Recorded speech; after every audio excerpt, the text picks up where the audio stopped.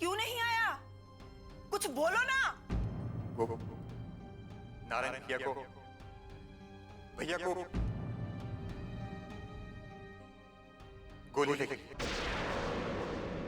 हमने इन्हें ऑपरेट तो किया है, लेकिन जब तक इन्हें होश नहीं आता कुछ नहीं कहा जा सकता, क्योंकि अभी ये कोमा में है। तू मेरी मांग का सिंदूर उजाड़ना चाहती है? मुझे विधवा बना के क्या मिलेगा आपको? ये तुम क्या कह रही हो कावेरी? मैं तो कभी ऐसा सोच भी नहीं सकती। सोचा नहीं, आपने ऐसा कर दिया है।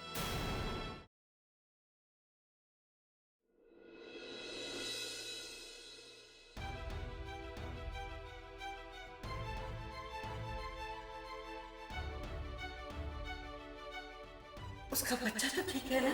सॉरी माता जी, हम बच्चे को बचा नहीं पाए, उनका मिसकैरेज हो गया।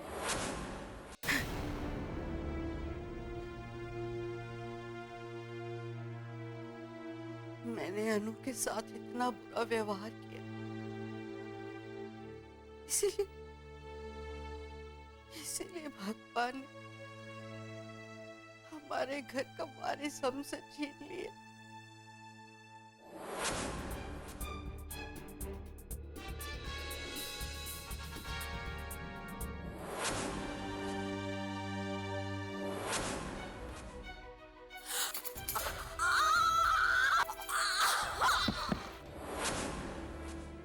ये सब मेरी वजह से हुआ। मैंने अपने बच्चों की जिंदगी तबाह कर दी। मैंने अपने बच्चों की जिंदगी तबाह कर दी। भगवान मुझे कभी माफ नहीं करेंगे, कभी माफ नहीं करेंगे।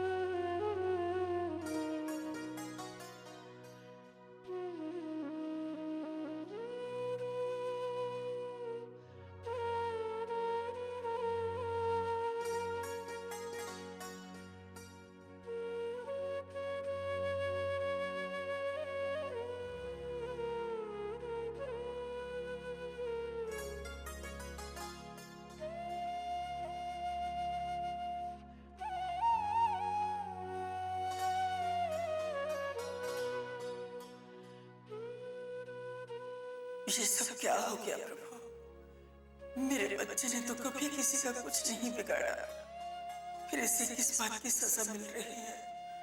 अगर इसे कुछ हो गया तो भगवान आप पर से विश्वास उठ जाएगा मेरा। ये भरोसा भी खत्म हो जाएगा कि भले लोगों के साथ ईश्वर होता है।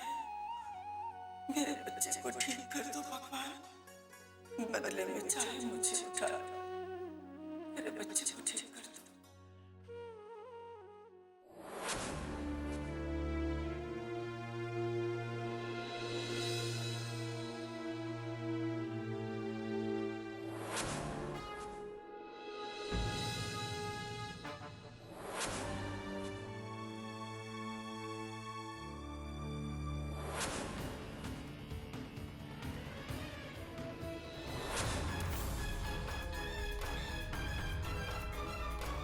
अनु, ये रुपए तुम्हारे बैग में कैसे आए?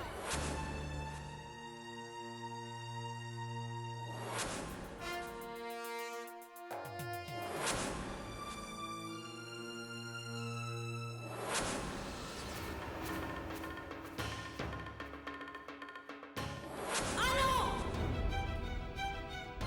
क्या हुआ माँ? क्या है ये सब? तुमने किया?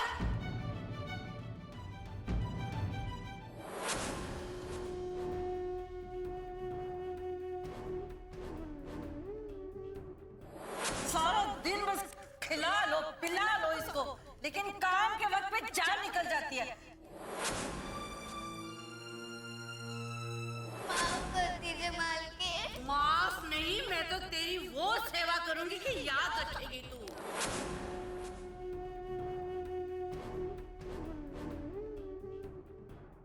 मैंने उस नन्ही सी बच्ची पर कितने जुल्म किए, उसे मारा पीटा भूखा रखा। वो बेचारी मिन्नतें करती रहती, माफी मांगती रहती, लेकिन मैं कभी उसकी न सुनी।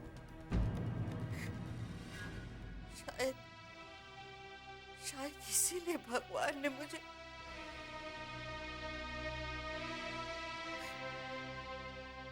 मैंने उसे पराया समझा। मैं ये भूल गई कि हर बच्चे में भगवान बसता है। मैंने उसे पीड़ा पहुंचाकर भगवान को पीड़ा पहुंचाई है। इसीलिए भगवान ने मुझे सजा दी है।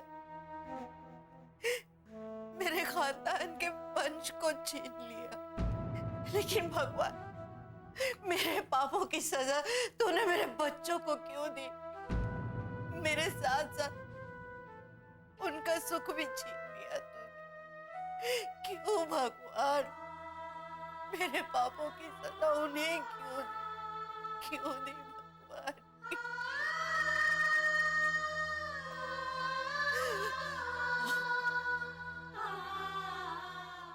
बिन बिटिया आंगन सोना।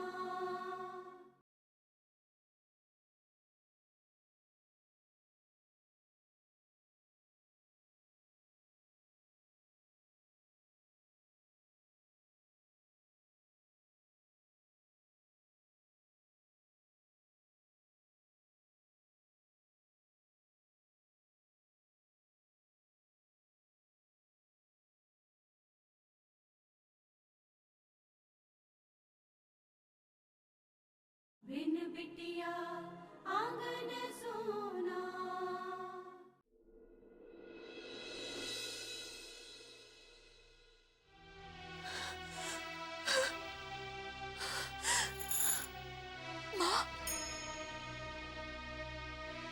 माँ, मैं जानती हूँ कि मैं बहुत स्वार्थी हूँ, लेकिन मैं क्या करूँ माँ? आपके सिवा मेरा है ही कौन? मेरे पास अब कुछ नहीं बचा माँ। लेकिन माँ, आप इन्हें मुझसे मत छीनिए माँ, आप इन्हें मुझसे मत छीनिए।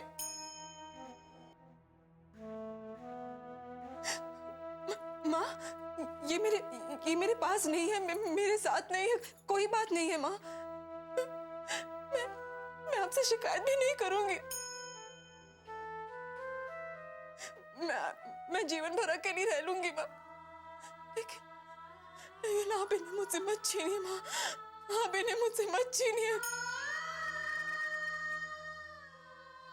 मैं नहीं जी पाऊंगी माँ, मैं नहीं जी पाऊंगी माँ, मैं नहीं जी पाऊंगी।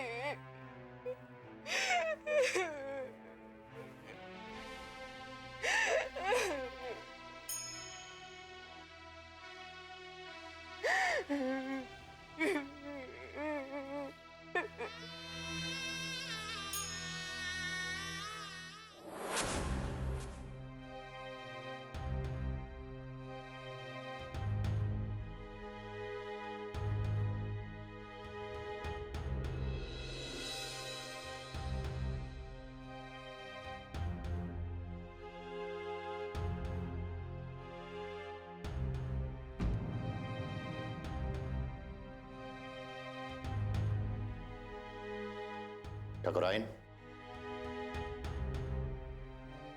तुम यहां? हाँ, बिचौलिया गांव के ठकुराइन यहाँ। मैंने कभी सपने में भी नहीं सोचा था कि ये दिन देखना पड़ेगा। मेरे बेटे को आपने गोली कैसे मार दी ठाकुर साहब? आपके हाथ नहीं कांपे? मन नहीं घबराया आपका? तुम गलत समझ रहे हो ठकुराइन। समझने के लिए बचा ही क्या है ठाकुर साहब? एक वो बेटा जिसने आपकी खुशी के लिए अपनी सारी इच्छाओं का गला घोंट दिया, जिसने अपना घर संसार सब त्याग दिया आपके खोखले रिवाजों के पीछे, आपने उसे क्या दिया? मौत? ठाकुराइन, तुम हम पर बेवजह इल्जाम लगा रही हो। हमने गोली नारायण पर नहीं चलाई थी, लक्ष्मी पर चलाई थी। तुम्हारा सपूत तो बेवजह बीच में उसे बचाने के लिए कूद पड़ा, इसीलिए उसका यह हाल हुआ, वरना आज वो अस्पताल में नहीं होता। और लक्ष्मी तो कभी नहीं बचती। काश आप समझ पाते ठाकुर साहब। नारायण की बजाय गोली आपने लक्ष्मी पर भी चलाई होती ना, तो भी मेरे बेटे का यही हाल होता। आप पिता होकर अपने बच्चे की भावनाएं नहीं समझ पाए कभी भी। क्या भावना समझता मैं उसकी? कौन सी भावना? उसने कभी हमारी बात नहीं मानी, हमेशा अपने मन की। अगर वो हमारे उसूलों पर चलता और लक्ष्मी को दबा कर रखता तो आज उसका यह हाल नहीं हुआ होता। आज हम इस जगह पर नहीं होते कि सिर्फ तुम्हारे बेटे और उस लक्ष्मी की वजह से हुआ जो आज हमको ये दिन देखना पड़ रहा है।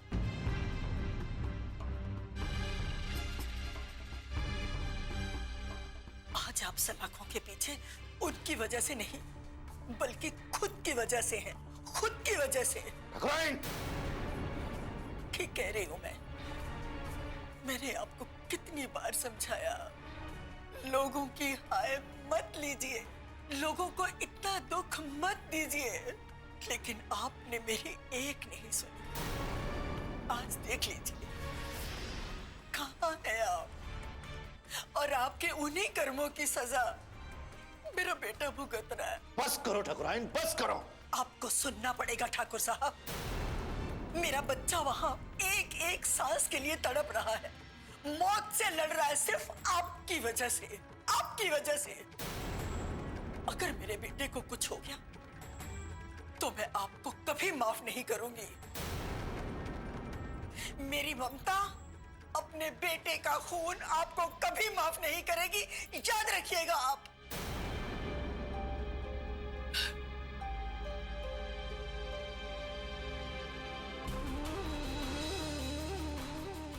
अगर मेरे बेटे को कुछ हो गया तो मैं आपको कभी माफ नहीं करूंगी। मेरी ममता, अपने बेटे का खून आपको कभी माफ नहीं करेगी, याद रखिएगा आप। बिन बिटिया आंगन सोना।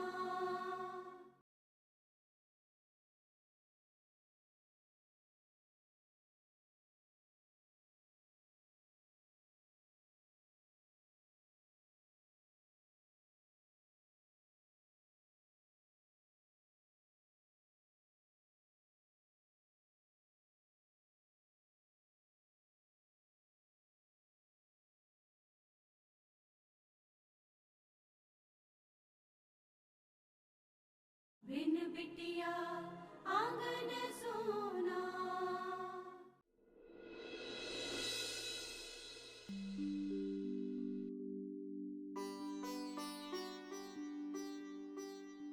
चाय लीजिए विशाल।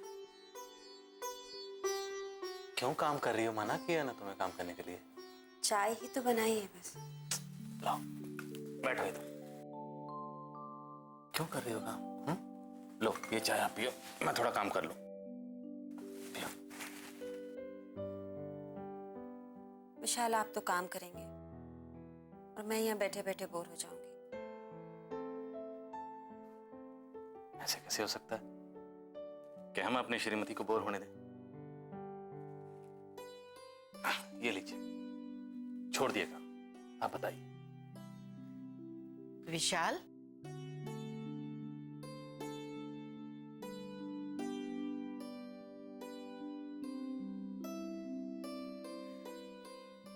बेटा। जी माँ। मुझे तुम लोगों से कुछ बात करनी थी। जी बोलिए। कुछ बातें हैं जो मैंने तुम दोनों से छुपाई हैं।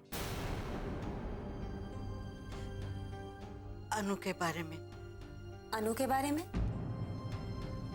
क्या बात है माँ? बोलिए ना। जब सुशीला अपने मायके गई थी तब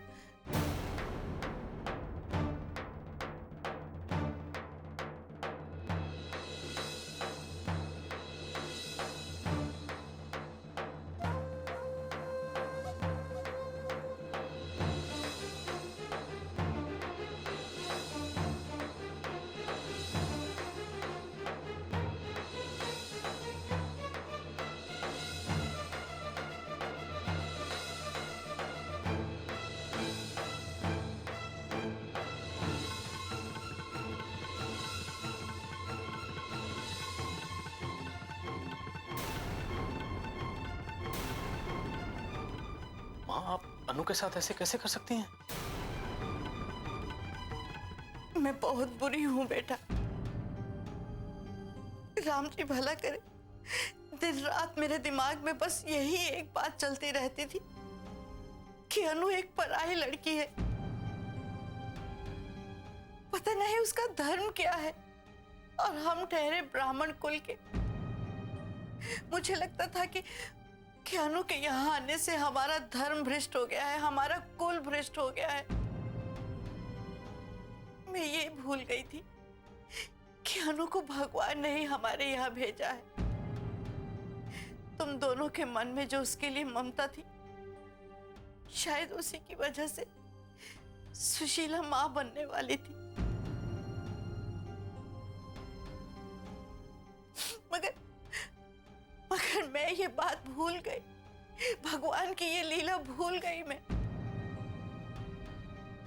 मैंने उस पर बहुत जुल्म किए, सिर्फ इसलिए कि वो ये घर छोड़कर चली जाए। मैंने बहुत बड़ी गलती की है बेटा, बहुत बड़ी गलती की है। गलती नहीं है माँ, गुनाह किया आपने। उस मासूम को घर से निकालने के लिए आपने उसे नौकर बनाकर रखा, उसे मारा पीटा। आपका मन नहीं पसीजा? उसके आंसू देखकर आपका मन रोया नहीं ये सब करते हुए? पता नहीं कैसे मेरा मन पत्थर का हो गया था। मैं उस मासूम का दर्द समझ ही नहीं पाई। मुझे माफ कर दे बेटा। माफ कर दूं? मैं माफ कर दूं? नहीं मां, आपने जो किया है उसके लिए तो शायद भगवान भी आपको कभी माफ नहीं करेंगे। बिन बिटिया आंगन सोना।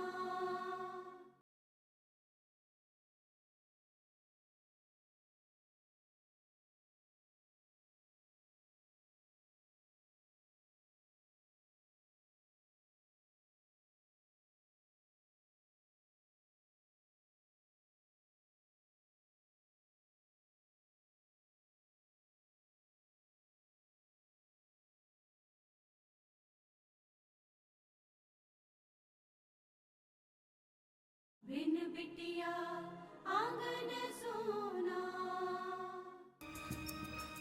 माफ कर दूं? मैं माफ कर दूं? नहीं मां, आपने जो किया है उसके लिए तो शायद भगवान भी आपको कभी माफ नहीं करेंगे।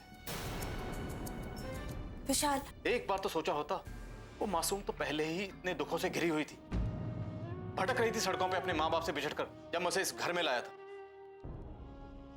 कितना मुश्किल हुआ होगा उसे इस घर में रहना, हमें अपनाना, हम पर भरोसा करना।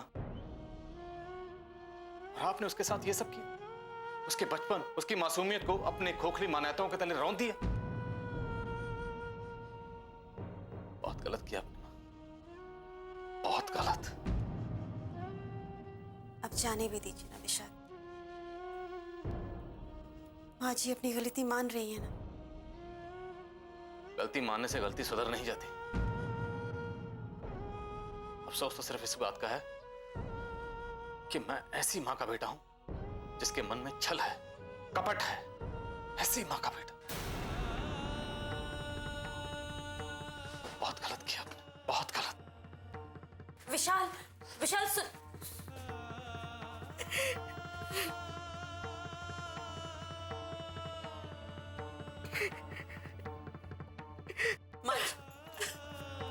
माँ जी,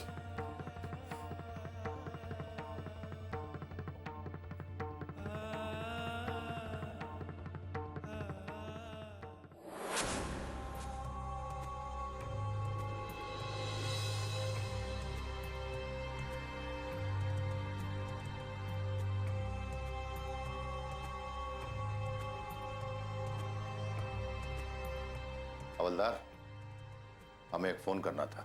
थानेदार जी से पूछ के कर सकते हैं। और वो कब आएंगे? थोड़ी देर में आते ही होंगे। अरे कब से बोल रहे हो? बस आते ही होंगे, आते ही होंगे। कब आएंगे आखिर? आते ही होंगे। चाचा जी, दुर्गम बेटा, अच्छा हुआ तुम आ गया। हम तुझे ही फोन करने वाले थे। बेटा, तू अस्पताल गया था नारायण को देखने? कैसा है वो? उसे होश आया कि नहीं? अभी तक वैसे ही है चाचा जी, होश नहीं आया अभी तक। लक्ष्मी भी उसकी जिंदगी में एकदम मनहूस बनकर आई, ना तो उसे वारिस दे सकी, ना खुशी दे सकी, और अब उसकी जान भी ले ली। लेकिन चाचा जी, आपकी शिकायत किसने करवाई? और कौन करवाएगा दुर्गम?